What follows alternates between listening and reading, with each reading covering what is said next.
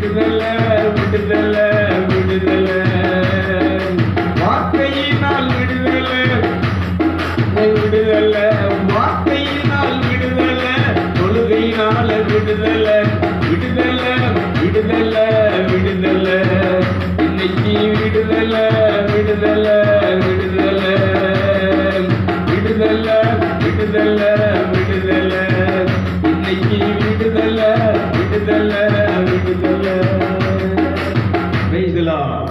உனக்கு பிரச்சனை வரும்போது, ஆபத்து வரும்போது, உனக்கு தீமை விளைவிக்கக்கூடிய சக்திகள் உனக்கு முன்பாக படையெடுத்து நிற்கும் போது, தீங்கு நாள் உனக்கு வரும்போது, அப்பொழுது நீ ஆண்டவருடைய சமூகத்திலே மண்டியிட்டு முழங்கால் படியிட்டு தலை வணங்கி மோகப்புற விழுந்து அவரை தொழுது கொண்டு இந்த அஸ்திரங்களை நீ பயன்படுத்த வேண்டும். இயேசுவின் இரத்தம் ஒரு சக்தி வாய்ந்த அஸ்திரம். கைதுக்கு விஷயம். அடுத்து நீங்க பாத்தீங்க சொன்னா இயேசுவினுடைய நாமம் எல்லாம் கவனிச்சுக்கோங்க.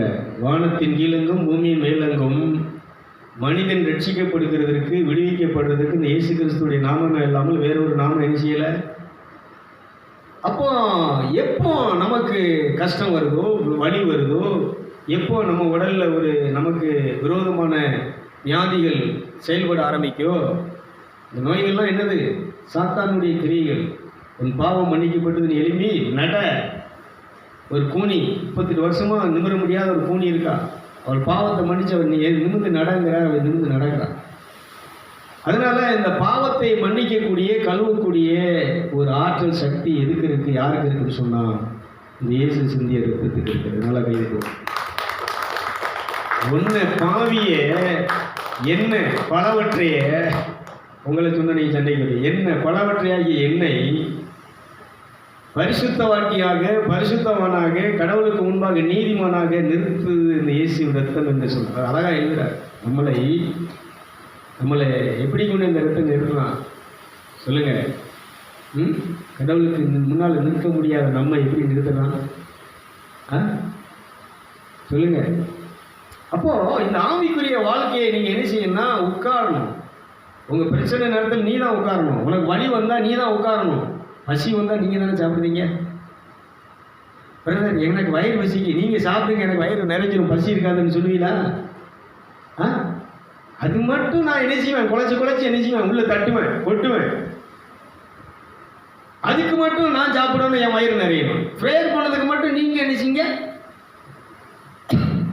ப்ரேயர் யார் பண்ண? நீயோ ஜெபம் பண்ணும்போது உன் அறை வீட்டிற்குள் பிரவேசித்து அந்த ரங்கத்தில் இருக்கக்கூடிய உன் பரம தந்தையோடு நீ ரகசியமாக உன் மனதில் இருந்து அவருக்கு நீ உன் விருப்பத்தை தெரியப்படுத்தும் போது வெளியரங்கமாய் அந்த ரங்கத்தில் இருக்கக்கூடிய உன் பரமபிதா வெளியரங்கமாய் உனக்கு என்ன செய்வார்னா அதிசயங்களை செய்வார். உன் விண்ணப்பத்திற்கு பதில் கொடுப்பார். நல்ல கைதி, நல்ல கணக்கு. அப்போ இந்த இயேசுவின் ரத்தம் இதை நீங்க பார்த்தீங்கன்னா எபிரேயர் 9ஆம் அதிகாரத்தில் இது நிறைய இருக்கு. 9-19 வாசிக்க பார்க்கும். எபிரேயர்களை திரும்பவும் இதை பற்றி அதிகம் வரும். எப்படி எனில் மோசே நியாயப்பிரமாணத்தின்படி சகல ஜனங்களுக்குள்ளும் எல்லா கட்டளைகளையும் சொன்ன பின்பு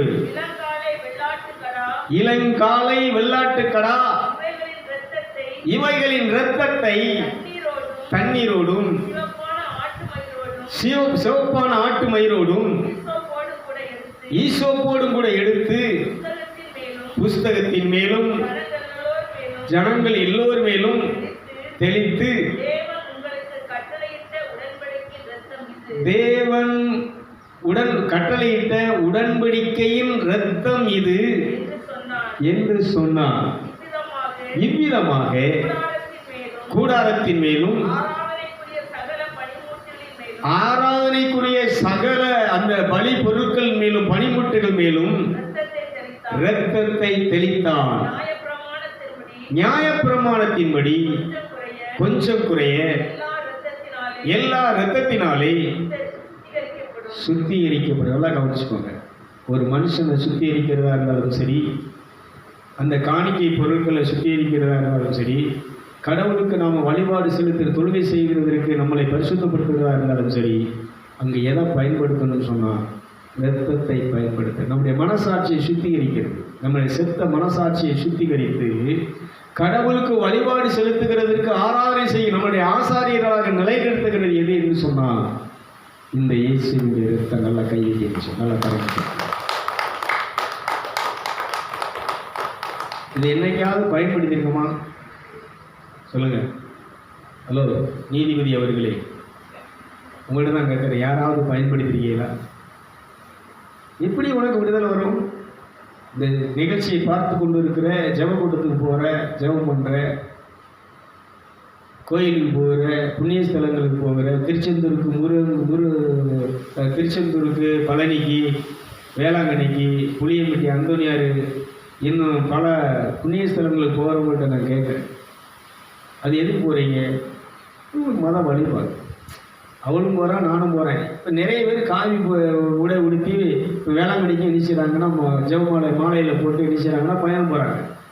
இந்துக்களை எடுத்துக்கிட்டீங்கன்னு சொன்னால் எல்லோரும் காவி உடுத்தி அன்றைக்கெல்லாம் பார்த்தா அப்படியே சும்மா சிங்கம் மாதிரி நடந்து போகிறாங்க. வண்டி ஒரு வேன் இனி செஞ்சிட்ருக்கு.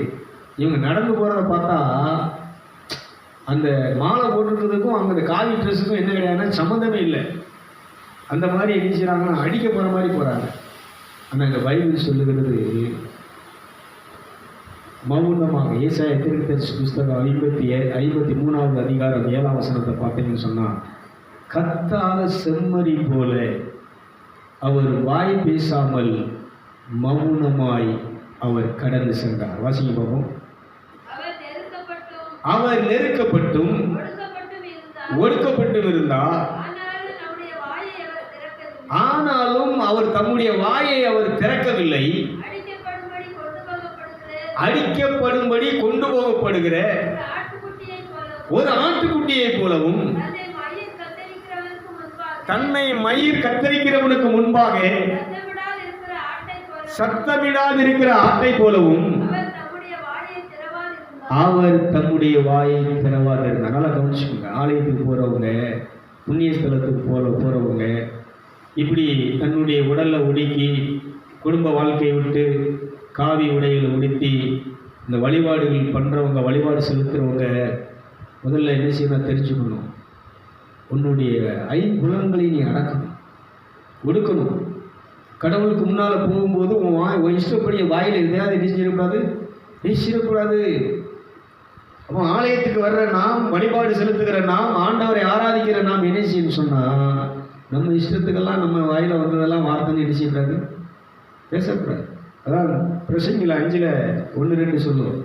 நீ தேவ சமூகத்துக்கு முன்பாக வரும்போது துணிகரமாய் எந்த வார்த்தையும் பேசாமலும், மனம் பதறி எதையாவது சொல்லாமலும் நீ எப்படி வா, மௌனமாவா, பொறுமையாக அவர் பேசும்படி, அவர் வார்த்தையை உன் வாயில வைக்கும்படி நீ அவருக்காய் காத்திரு. கைதிக்கு நெஞ்சும்.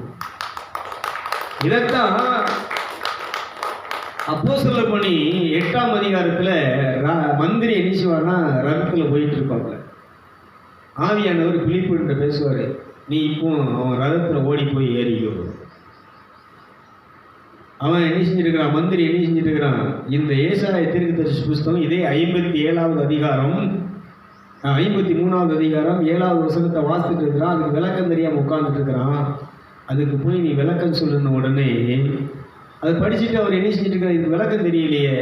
நம்ம எவ்வளோ அறிவாளி மந்திரியாக இருந்தாலும், நீ எவ்வளோ பெரிய படிப்பாளியாக இருந்தாலும் சரி, நீ பாஸ்டராக இருந்தாலும் சரி, சாமியாராக இருந்தாலும் சரி, நீ கலெக்டராக இருந்தாலும் சரி, நீ முதலமைச்சராக இருந்தாலும் சரி, நீ பிரதமராக இருந்தாலும் சரி, இந்த பைபிளை உன்னால் அறிய வேண்டிய விதத்தில் அறியவும் முடியாது, தெரியவும் முடியாது, புரியவும் முடியாது.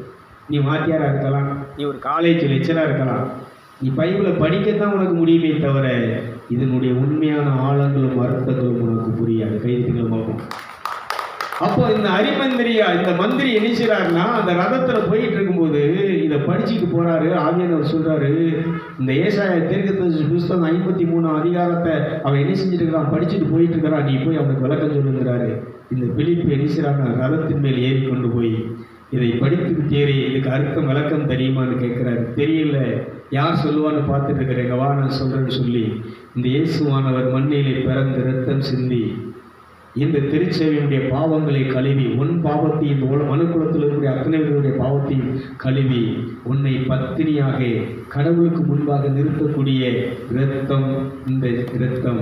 அந்த மௌனமாக பலியாக போகிற ஆடு யாருன்னு சொன்னா இந்த இயேசு கிறிஸ்து என்பதை விளக்கின உடனே எனக்கு உடனே ஞானஸ்தானம் கொடுன்னு சொல்லி ரதத்தை விட்டு இறங்கி அவர் ஞானஸ்தானம் பெற்று இயேசுவை ஏற்றுக்கொண்டு இயேசுவை வழிபட ஆரம்பித்தான். கைதிகளை பார்ப்போம், நல்லா கரெக்ட் இருக்கு.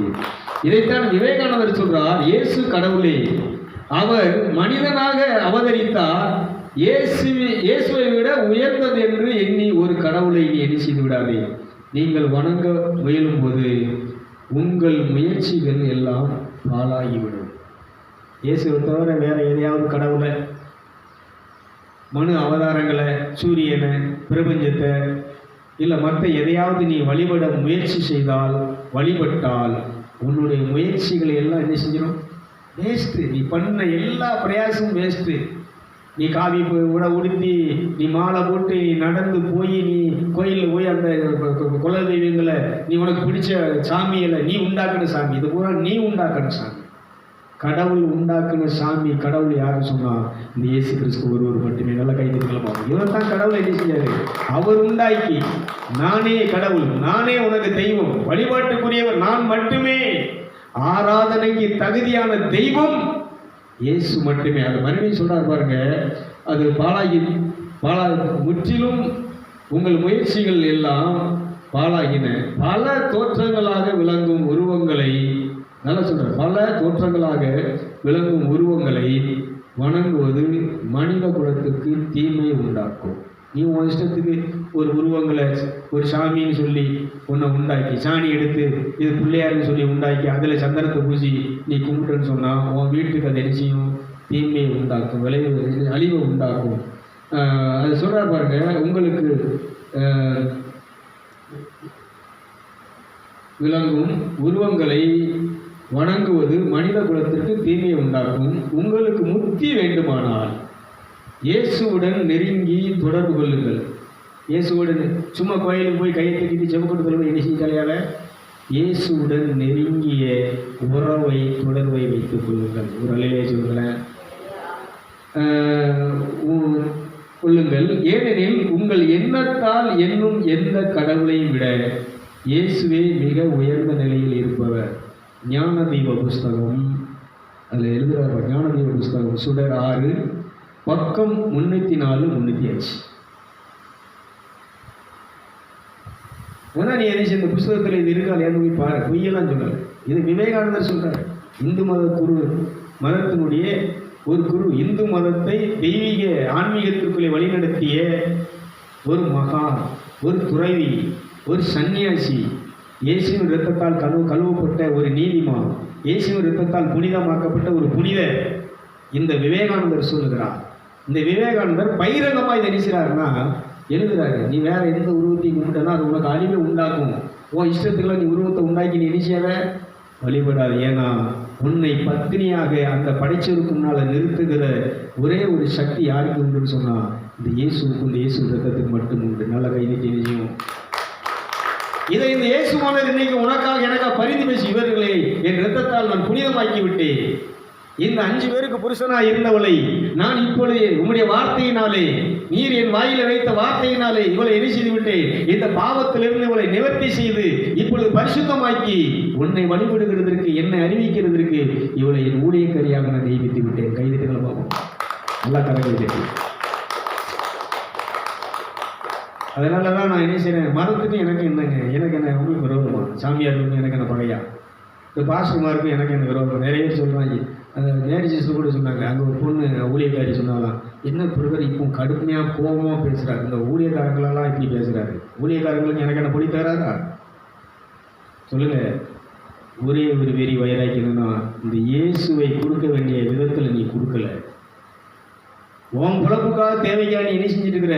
சும்மா நான் தீர்க்க தரிசனம் சொல்லுன்னு சொல்லிக்கிட்டு உன்னை நோக்கி நீ ஈர்த்து கொண்டு இருக்கிறாயே தவிர இந்த இயேசு ஒன்றை நீ சேர்க்கவில்லை.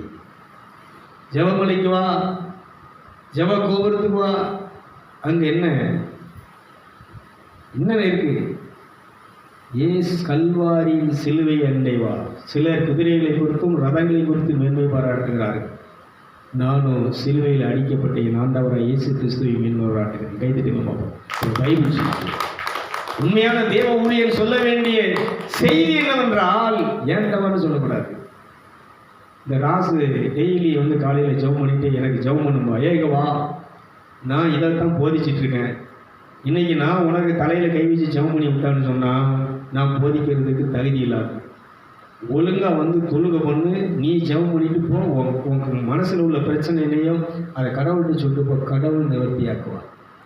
இந்த கரைவடிந்த கையை விட காயப்பட்ட இயேசுவின் ரத்தம் சிந்திய கரம், புனிதமான கரம் உன்மேல் பட்டால் நீ புனிதமடைந்து விடுவாய், தூய்மை அடைந்து விடுவாய். கைத்தெல்லாம் ஒரு பாஸ்டர் மீட்டிங்கில் பாஸ்டர்ஸுக்கு என்ன செய்கிறாருன்னா தரிசனம் பண்ணுறாரு. திருநெல்வேலியில் பஸ் ஸ்டாண்டு பக்கத்தில் ஒரு பெரிய சபை. இருந்தாலும் என்ன சொல்கிறாங்கன்னா, இப்போ நீங்கள் சபைக்கு வரீங்கன்னா நீங்கள் ஒரு 10 பேர் 5 பேரையாவது 10 பேரையாவது வாரம் கூட்டிகிட்டு வரணும். கூட்டிகிட்டு வந்தால் உங்களுக்கு கை கொடுத்து காட் பேசி கர்த்தர் உங்களை ஆசீர்வதிப்பார், நீங்கள் நல்லா இருப்பீங்கன்னு அவர் எண்ணிச்சு வரோம், வாழ்த்து வரோம். நீங்கள் ஒன்றும் இல்லாமல் வந்தால் அந்த ஆட்களை பார்த்து சொல்கிறாரு, கொரோனா பிடிச்சவங்க நீ ஆட்களை கூட்டிகிட்டு வராமல் உன் கை கொரோனா வைரஸ் உள்ள கை, இதை பிடிச்சி எனக்கு கொரோனா வரவா? எப்படி ஊழியக்காரன் பார்த்தீங்களா? வயிறுனா சும்மா கிடையாது. இதையும் நான் வீடியோ எடுக்கிற மாதிரி எடுத்து யூடியூப்பில் போட்டு விட்டாங்க. இந்த வீடியோ நினைச்சதுன்னா என்ன மாதிரி ஆட்கள் இன்னொன்று சில இருக்கிறாங்க, சத்தியத்துக்கு விரோதமாக பேசுகிற ஊழியக்காரர்களை வறுத்தெடுக்க போகிறோம்னு சொல்லி ஒருத்தர் போட்டுட்ருக்கிறான். அவங்க கிளிக்காங்க. அப்போ நாங்கள் கேட்க, விசுவாசிகள் கை பூரா நீங்கள் 10 பேரை கூட்டிகிட்டு வரணும்னா உன் கை கொரோனா வைரஸ் உள்ள கையா, உன் கையை பிடிச்சி எரிஞ்சிடக்கூடாது. கொரோனா வைரஸ் உள்ள கையை எரிச்சிக்கூடாது. இந்த சபைக்கு போகிறவனுக்கு புத்தி இருக்கா? அப்போ எப்படி இந்த மக்களை விசுவாசிகளை கணிச்சு வச்சிருக்கிறாங்க? அப்போ எல்லாம் இன்னைக்கு என்ன செய்ய வேண்டியிருக்குன்னா, நிறைய விஷயங்களை நம்ம இன்னைக்கு புரிய வேண்டியது, அதனால் நிறைய தெரிய வேண்டியது நிறைய விஷயங்கள். அதனால தான் நான் என்ன சொல்கிறேன்னா, என்னை தேடி நீ வர வேண்டியது, நான் அவர் தான் உன்னை குணமாக்குறார். அவர் காயங்கள் உன்னை குணமாக்கும். நீர் சிந்திய இரத்தத்தினால் தூய்மையாகினே, நீர் பட்ட காயத்தினால் குணமாகினே. நீர் சிந்திய இரத்தத்தினால் தூய்மையாகினே, நீர் பட்ட காயத்தினால் குணமாகினே. மன்னிக்கும் தேவனே, நீதி செய்யும் ராஜனே, மன்னிக்கும் தேவனே, நீதி செய்யும் ராஜனே, உம்மை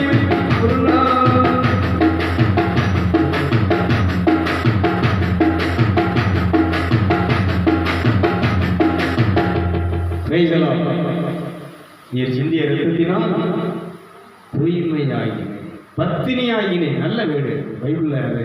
இந்த வேடு எனக்கு ரொம்ப பிடிச்சமான. உங்களுக்கு பிடிச்சிருக்கா? பத்தினி.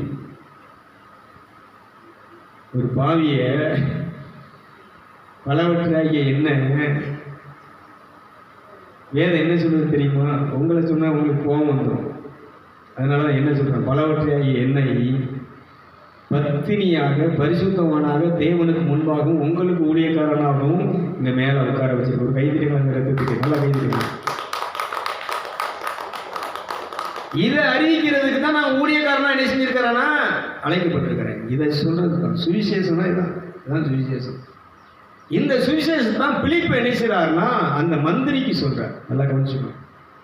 ஊழியக்காரங்க, இந்த நிகழ்ச்சியை பார்த்து கொண்டு இருக்கிற ஊழியக்காரங்க, இந்த உலகத்தில் இருக்கக்கூடிய எல்லாருக்கும் சொல்ல வேண்டிய விஷயம் என்னென்னா, உன்னை புனிதனாக்குறது, பத்தினியாக்குறது இந்த இயேசு ரத்தம். உன் நோய்களை குணமாக்குற இந்த காயங்களுக்கு ஒரு பவர் உண்டு. நீ உட்கார்ந்து, இயேசுவே உன் காயங்களால் குணமானேன், உன் காயங்கள் என்னை குணமாக்கும் வரைக்கு நான் இப்பொழுது இந்த இடத்தை விட்டு, இந்த ஜெபத்தை விட்டு நான் எந்திரிக்க மாட்டேன். உட்கார்ந்து பாருங்க. நீங்கள் சுகம் அடையாமல் அந்த இடத்த விட்டு என்ன செய்ய மாட்டீங்க. உட்கார்றதுக்கு உனக்கு தில்லு இருக்கா? காத்திருக்கிறதுக்கு உனக்கு தில்லு இருக்கா? இயேசு சொல்றாரு, அந்த உன்னதத்திலிருந்து வரக்கூடிய வல்லமை நீ பெரும் முறைக்கு நீ அங்கே காத்து 10 நாளா 10வது நாள் வரும்போது அந்த உன்னதத்திலிருந்து வரக்கூடிய வல்லமை, அபிஷேகம், அந்த நெருப்பின் ஞானசனம் அவர்கள் மேல் விழுந்தது. அவர்கள் எல்லோரும் பலனடைந்து ஆவியிலே அவர்கள் ஆவியானவர் தந்த வார்த்தைகளை இனிசி ஆரம்பித்தார், பேச ஆரம்பித்தார். கைதிக்கு நிச்சயம் 10 மணி 9 மணிக்கு தொடங்கின ஜப கூட்டம் இன்னைக்கு என்ன செய்யுது 12:30 மணிக்கு தொடங்குது. அது வரைக்கும் நம்ம என்ன பண்ணிட்டு இருக்கோம் சொல்லுங்க? எங்க உட்கார்ந்துட்டு இருக்கோம்? ஆகாமின் கூடாரங்களில் உட்கார்ந்துட்டு இருக்கிறோம். 1000 நாள் ஆகாமின் கூடாரங்களில் வாழ்வதை விட ஆண்டவரே உங்களுடைய இல்லத்தில் ஒரு நாள் இருப்பதில் 1000 நாளுக்கு அது சமமானது. கைதிகள் ஏன்னா இந்த சத்தியம் நமக்கு இன்னும் புரியல, இந்த இயேசுடைய மகிமை நமக்கு இன்னும் புரியல. அதனாலதான் காலங்கள் கடந்து போனதே. ஏசையா, உம்மை அறிந்து கொள்ளாமல், உம்மை தெரிந்து கொள்ளாமல் வாழ்க்கையே வீணானதை. நீ 3 மாசம் கஷ்டப்பட்டு உழுது விதைச்சி தண்ணி பாய்ச்சி களை எடுத்து மருந்தடிச்சு நீ சம்பாதிச்சத இந்த சாத்தான் என்ன பண்ணிடுவான்னா, ஒரு நோயை உண்டாக்கி என்ன செஞ்சு போயிடுவான், நீ விற்று காசை வீட்டுக்கு தான் கொண்டு வந்திருப்ப, டக்குன்னு என்ன செஞ்சு போயிடுவான், ஆஸ்பத்திரிக்கு அடிச்சுட்டு போயிடுவான். இது நமக்கு புரியல. இல்லை வேற ஏதோ ஒரு குடும்பத்தில் தகராறு வந்து கேஸ் ஆகி கோர்ட்டு போலீஸ் ஸ்டேஷனுக்கு போய் நம்ம என்ன செய்வோம், போலீஸ் ஸ்டேஷனுக்கோ கோர்ட்டுக்கோ என்ன செஞ்சுட்டு போயிடுவோம். நீ உழைக்கிறது சம்பாதிக்கிறது பூரா எங்கே போயிட்டு இருக்கு? கோர்ட்டுக்கு, டாக்டருக்கு. அதனால நான் பல தடவை சொல்லுவேன், கோர்ட்டு, போலீஸு, வக்கீல், டாக்டரு, மந்திரவாதி, இந்த மாதிரி பாஸ்டர் இவங்கள்ட்டெல்லாம் என்ன செஞ்சிடாதீங்க. இவங்கள்ட்ட போகாமல் இருக்கிறவங்க நீதிமான்கள், பாக்கியவான்கள். கைவிடுங்களமாக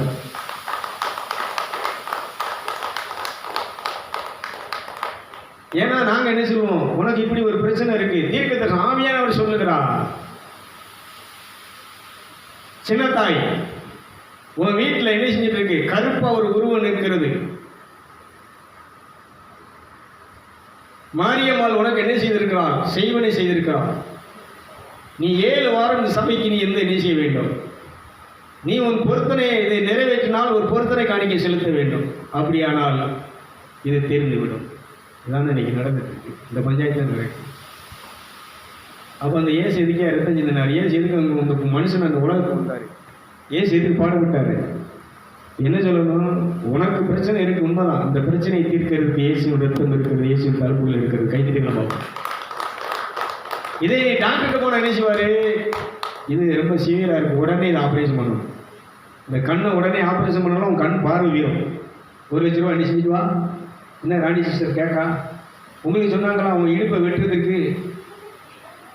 3 இடத்துல என்ன செஞ்சாங்க. கடிஜை என்ன சொன்னாங்க, இடுப்பை வெட்டிட்டா ஜோடி முடிஞ்ச. அதுக்கப்புறம் வாழ்க்கை என்ன செஞ்சு குறுக்கு முதுகு தண்டில் ஆப்ரேஷன் பண்ணால் என்ன ஆகும்? உள்ள இருந்து தலையில் கட்ட முடியுமா? தண்ணி குடத்தை தூக்கிட்டு போக முடியுமா? இந்த ஆளுகளுக்கு 100 பேருக்கு சமையல் 10 கிலோ அரிசியை சமைச்சிக்கல இறக்க முடியுமா? பிரியாணியை அந்த அந்த இரும்பு ஆப்பையை கொண்டு கிண்ட முடியுமா?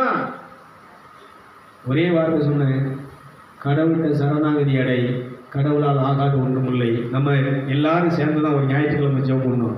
அன்னை கொடுத்த விடுதலை இந்த முதுகில் இருக்கக்கூடிய அந்த கட்டி கறந்து போயிட்டது, அந்த கேன்சர் மறைந்தது. கைதிட்டுகளை பார்ப்போம். திருநெல்வேலியில் அந்த பாலத்துக்கு கிட்ட இருக்கக்கூடிய அந்த டாக்டர் பேர் என்ன வரணும்,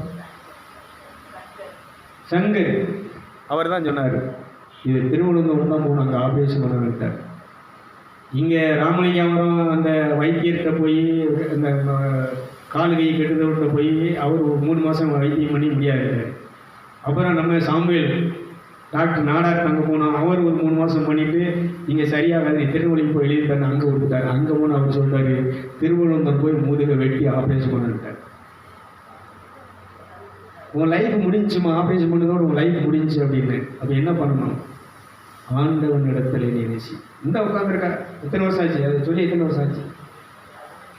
15 வருஷம் ஆச்சு. ஆப்ரேஷன் பண்ணலை, எல்லா வேலையும் பார்த்துட்டு இருக்கிறாப்புல. கடவுளுக்கு ஒரு கை தட்டுக்கலாம். நம்ம தானே ஜெபம் பண்ணணும். ஜெபமே ஜெயம். எப்போ நீ அவர் தான் டாக்டர். யார்? இயேசு தான் டாக்டர். இயேசுவே நீ தான் டாக்டர், நீ தான் மருந்து, உன் ரத்தம் தான் எனக்கு மருந்து. கீழையாத்திலே பிசின் தைலம் இல்லையோ, ரணவைத்தின் மங்கு இல்லையோ, பின்னையேன் ஜனமாய் குமாரத்தை சொஸ்தமடையாமல் போனான். டாக்டர்கிட்ட போய் ரூபாதான் போச்சு, உடல் ஆரோக்கியம் போச்சு. ஆனால் இயேசு இடத்துல வரும்போது ரூபாயும் போவாது, எல்லாமே சரியாகிவிடும். கைது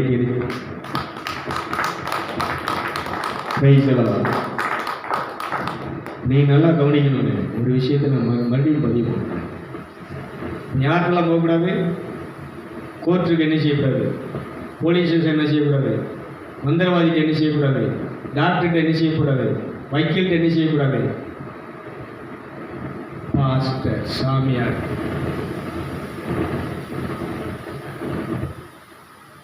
கைசலோ அலையிலே சொல்லுங்க. கைசலோ அலையிலுயா. நீங்க நல்லா கவனிச்சுக்கோங்க. ஏன் இதெல்லாம் சொல்றேன்னா, அவங்க மேல எனக்கு வெறுப்பு கிடையாது. அவங்களுக்கு எனக்கு பொழி தகராறா இல்லை. இன்னைக்கு நிறைய போலிகள் வந்துட்டாங்க. உண்மையாக ஊழியம் செய்யக்கூடிய ஊழியக்காரங்க இருக்கிறாங்க. இயேசுன்றத உண்மையிலே கடவுளுக்கு பயந்து தன் வாழ்க்கையை தியாகம் பண்ணி தன்னுடைய உடமையில தியாகம் பண்ணி பண்ணக்கூடிய ஊழியக்காரங்க இருக்கிறாங்க. அவங்களுக்கு கோடி ஸ்தோத்திரம். அவங்க தான் இன்னைக்கு அந்த ஆன்மீக உலகத்தை, ஆவிக்குரிய உலகத்தை, அந்த சபையை அலங்கரித்து கொண்டு இருக்கக்கூடிய அலங்காரமான கிரீடங்கள். அவங்களுக்கு ஒரு கைதுக்குங்களேன், நல்ல கைது. அந்தோனியாரு, செல்சியாரு, இஞ்ஞாசியாரு, இவங்கெல்லாம் இந்த உலகத்தில் இருந்த குருக்கள், பிஷப்புகள், பரிசுத்தவான்கள். அவங்கள பார்த்து படித்து தான் நான் இந்த அளவுக்கு உருவான வளர்ந்தேன். இன்னைக்கு உள்ள பாஸ்டர்களையோ ஊழியக்காரங்களையோ ஊழியங்களையோ இன்னைக்கு உள்ள சபையினுடைய இதை வழிநடத்தலையோ வச்சு நான் பார்த்துருந்தேன்னு சொன்னால் இந்த அளவுக்கு நான் வளர்ந்துருக்க முடியாது. இந்த அளவுக்கு வளர்ந்துருக்க முடியாது. அதனால தான் எபிரேயர்ல சொல்லுவார், இத்தனை திரளான மேகம் போன்ற திறந்து இருக்கக்கூடிய சாட்சிகள் இயேசுவுக்காக இந்த பூமியில் இரத்தம் சிந்தி பாடுபட்டு இந்த உலகத்திலே பாடுபட்ட நீதிமான்கள், பரிசுத்தவான்கள் திரளாக இருக்கிறார்கள். இத்தனை திரளான சாட்சிகள் நம்மளை சூழ்ந்து நிற்க, நம்மை எளிதில் வயப்படுத்தக்கூடிய பாவங்களை உதறி தள்ளிவிட்டு விசுவாசத்தை தூக்குறவரும் அதை நிறைவு செய்வருமாகிய கிறிஸ்து இயேசுவின் மீது கண்களை பதிவு வைங்கள். கைதிட்டு.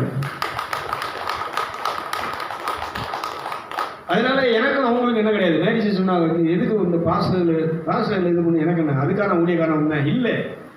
இன்னைக்கு இவங்களால, இந்த மாதிரி வியாபாரிகளால, பெட்டி கடை வச்சு வியாபாரம் பண்ணக்கூடிய வியாபாரிகளால, தெருவுக்கு தெரு, ஊருக்கு ஊர், எதுக்குங்க கோயில், எதுக்கு தெருவுக்கு தெரு சபை? எதுக்கு?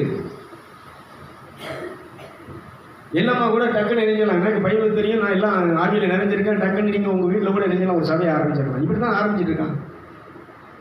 இவங்க என்ன சத்தியத்தை அறிவிப்பாங்க? இவங்க என்ன அறிஞ்சிட்டாங்க?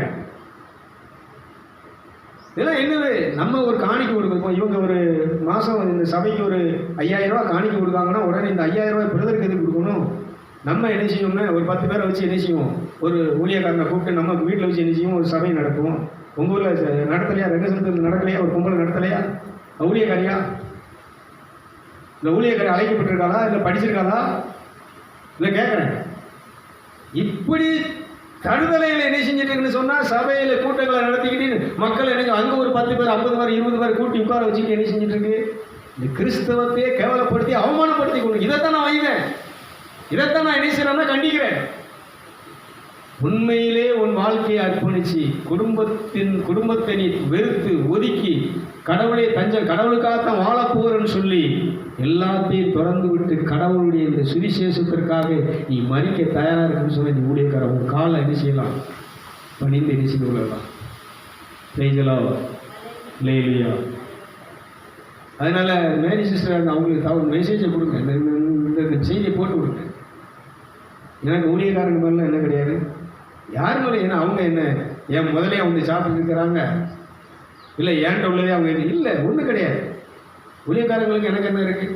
நான் எப்போவுமே ஒரு இன்னொருத்தங்க சாதாரண ஆட்களே உயர்வாக மதிக்கக்கூடிய ஊழியக்காரங்கன்னு சொன்னால் உடனே இப்போ ஒரு சிலர் இங்கே வருவாங்க ஊழியக்காரங்க, என்ன பண்ணுறாங்களோ எனக்கு தெரியாது. வந்த இடத்துல சாப்பாடு கூட காப்பி கூட ஏதோ என்னால் முடிஞ்ச காணிக்கை செஞ்சு கொடுத்து அனுப்பிட்டு தான் இருக்கிறேன். வர்றாங்க வரும்போதெல்லாம் கொடுத்துட்டு தான் இருக்கிறேன். ஏன் நீங்கள்லாம் ஊழியம் அப்படி கிடையாது. ஏதோ அவங்களுக்கு தெரிஞ்ச ஊழியம் தெரிய செஞ்சுருக்கிறாங்க. அவங்களுக்கு சொல்லணும், இதை சொல்லு, இந்த சத்தியத்தை சொல்லு, நீ ஊழியம் எதை செய்.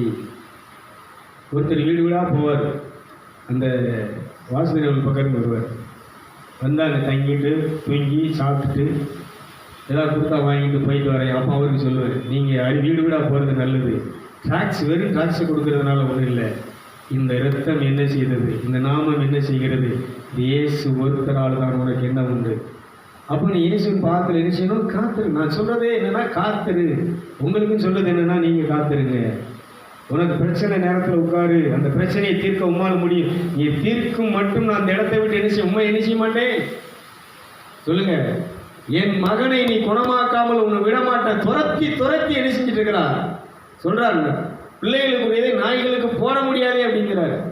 அந்த பொண்ணு சொல்றா, அந்த பெண் இயேசுவே சொல்றா, நாய்களும் அந்த எஜமான் மேசையிலிருந்து விழக்கூடிய துணுக்கியை பருக்கை எடுத்து சாப்பிடுவேன்.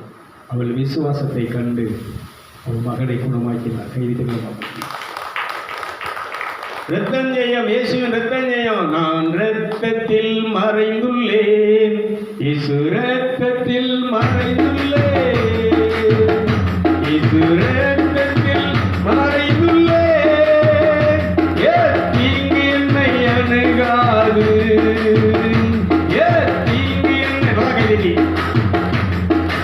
தீங்கு என்னை தீங்கில்லை, தீங்கில்லை, தீங்கில்லை, தீங்கில்லை, தீங்கில்லை, தீங்கில்லை, தீங்கில்லை, தீங்கில்லை, தீங்கில்லை. சாத்தான் தீமை செய்ய முடியாது. இப்படி நம்ம பாடலாம். சும்மா நம்ம மைண்ட்ல இந்த பாட்டை பாடிட்டு இருக்கலாம். இது வேறு. நீ உட்கார்ந்து உள்ளத்திலே விசுவாசித்து தியானி, அதை மெருகூட்டி, இது இப்பொழுது என் உடலிலே என் பிரச்சனையுள்ள அந்த பகுதியில் இறங்கி இந்த பிரச்சனையை தீர்த்து கொண்டிருக்கிற, இரத்தம் குணமாக்கி கொண்டிருக்கிற, காயம் விடுதலையாக்கி கொண்டிருக்கிறது. என் கற்பத்தை, அடைக்கப்பட்ட கற்பத்தை திறந்து எனக்கு அழகான ஒரு பிள்ளை செல்வத்தை கொடுத்து என்னை ஆசீர்வதிக்கிறது. கைதிகள் இது நடக்கிறது வரைக்கும் நீ இந்த தியானத்தை என்ன செய்யக்கூடாது? இந்த வழிபாட்டை, இந்த தொழுகையை, இந்த ஆராதனை என்ன செய்யக்கூடாது? பேசலாம். நல்ல சத்தமாக சொல்லுங்களேன். ஒரு மாதத்துக்கு முன்னாடி ஒரு குழந்தை பிறந்துச்சு. 3 வருஷம் அவங்களுக்கு குழந்தை இல்லை. 28ஆம் தேதி, 31ஆம் தேதி ஆகாது, 28 இல்லை 29ஆம் தேதி முதல் காணிக்க 1000 ரூபா அவங்க காணிக்க தான் கூகுள் பேல வரும். கரெக்டாக ஒன்று 28ஆம் தேதி இல்லை 29, 30ஆம் தேதி வரணும்னா 1ஆம் தேதி வரணும்னா கரெக்டாக அதை என்ன செய்யணும். அப்போ ஒரு நாள் நான் என்ன செய்யறேன்னு சொன்னால், அதை அவங்க வீட்டில் உள்ளவங்களும் என்கிட்ட சொல்லியிருக்கிறாங்க. அவன் இதெல்லாம் சொல்ல மாட்டான், போட்டு விட்டு அமைதியாக இருக்கும். அப்போ நான் என்ன செஞ்சேன்னா, அந்த வாட்ஸ்அப்பில் அந்த ஆடியோவில் இந்த இந்த குறையை இது பண்ணி, உங்கள் ரத்தம் அந்த கற்பத்தை என்ன செய்யும் கிளியர் பண்ணி, அந்த தடையை நீக்கி பிள்ளை செல்வத்தை உங்களுக்கு என்ன செய்வாங்க. அவங்கள்ட்ட நான் போய் யாரும் சொல்லலாம், நான் ஜெபம் பண்ணேன், இது நடந்துச்சுன்னெலாம் அவங்களும் சொல்லக்கூடாது, நானும் என்ன செய்யக்கூடாது. அந்த மாதிரி அந்த ப்ரேயரை காட்டிக்க மாட்டேன். தேங்க்ஸில் அந்நிய பாஷையில் பேசி முடிச்ச 2 மாதம் கழித்து அவங்க சொல்கிறாங்க, மருமகள் இப்படி இருக்கிறா. இது யார் பண்ணான்னு, யார் கொடுத்தது? ஜீசஸ் கொடுத்தது. ஜீசஸுடைய விலைக்கரையத்தினாலே இந்த பிள்ளை செல்வம் அவர்களுக்கு கிடைத்திருக்கிறது. கைதிகள்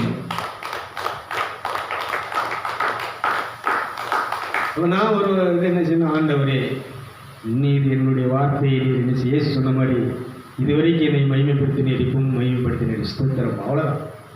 இதில் எனக்கு என்ன பெருமை, அவங்களுக்காக நான் பேசும்போது நீங்கள் என்ன செஞ்சுருக்கிறீங்க, அதை கனப்படுத்தி அதுக்கு நீங்கள் என்ன செஞ்சுருக்கிறீங்க, மதிப்பளித்து இந்த காரியத்தை செய்திருக்கிறீங்க. கோடி நன்றிகள். அவ்வளோதான். ஊழியக்காரனுக்கு உள்ள கடவுளுக்கும் உள்ள இது என்னன்னா அவ்வளோதான். ஆனால் எல்லாத்தையும் யார் செஞ்சிட்டு இருக்கிறா?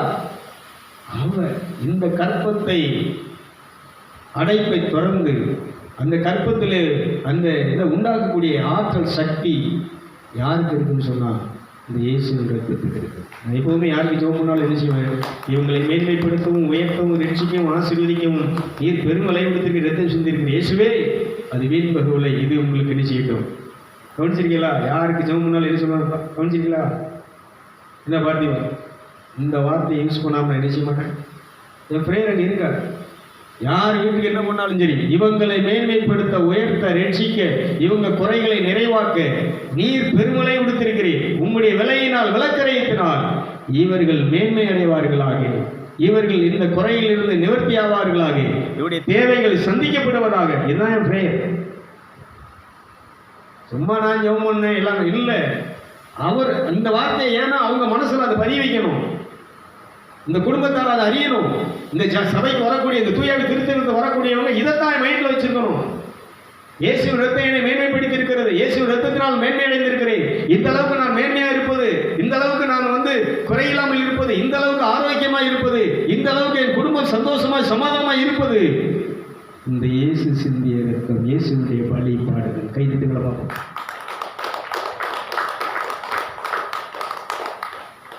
இப்படி இந்த இரத்தத்தை நீங்கள் பயன்படுத்தி அடுத்த வாரத்தில் அவருடைய நாமம், அந்த நாமத்தில் என்ன மகிமை இருக்கு? இந்த பேரை சொன்னாலே எப்படி பாதாளம், விண்ணுலகம், மண்ணுலகம் எப்படி நடுங்குது.